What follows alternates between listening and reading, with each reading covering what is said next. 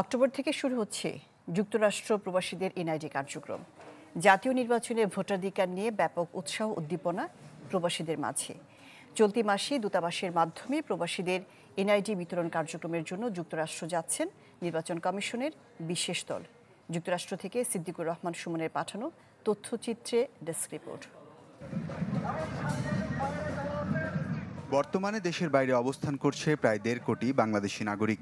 এর মধ্যে ভোটদানে যোগ্য প্রায় ১ কোটি মানুষ, কিন্তু তাদের একজনকেও ভোটের আওতায় আনা সম্ভব হয়নি। বিদ্যমান পোস্টাল ব্যালট পদ্ধতি থাকলেও তা অকার্যকর।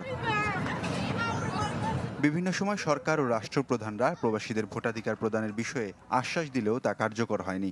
তবে বর্তমান অন্তর্বর্তীকালীন সরকারের প্রধান উপদেষ্টার ঘোষণার পর এ নিয়ে কাজ শুরু করে নির্বাচন কমিশন। আমরা আশা করি নির্বাচনের আগে আমাদের প্রবাসীদেরকে সুযোগ করে দেওয়া হবে, যাতে আমরা এই প্রবাস থেকেও আমাদের নিজের অধিকারটা আদায় করতে পারি। প্রবাসীদের ভোটাধিকারের যে দাবি, এটা বহুদিন ধরে চলে আসছে এবং এই দাবি আশা করব বর্তমান সরকার এই জনদাবি প্রত্যাশা পূরণ করবেন।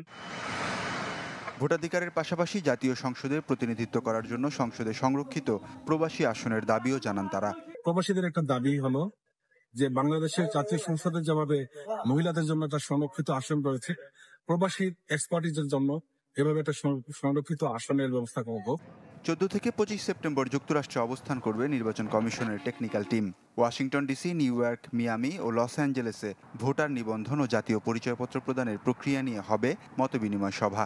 এনআইডির একটা টিম, টেকনিক্যাল টিম 14 থেকে 25 সেপ্টেম্বর আমাদের দূতাবাসে আসবেন। টেকনিক্যাল টিম ওনারা আমাদেরকে বিভিন্ন কারিগরি বিষয়ে আমাদের যারা কাজ করেন কনসুলারে তাদেরকে প্রশিক্ষণ দিবেন।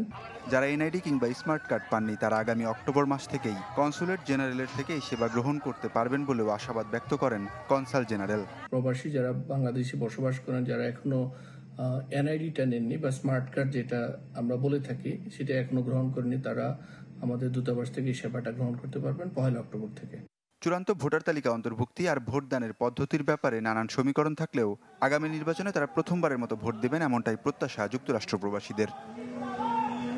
Desk report, channel 24।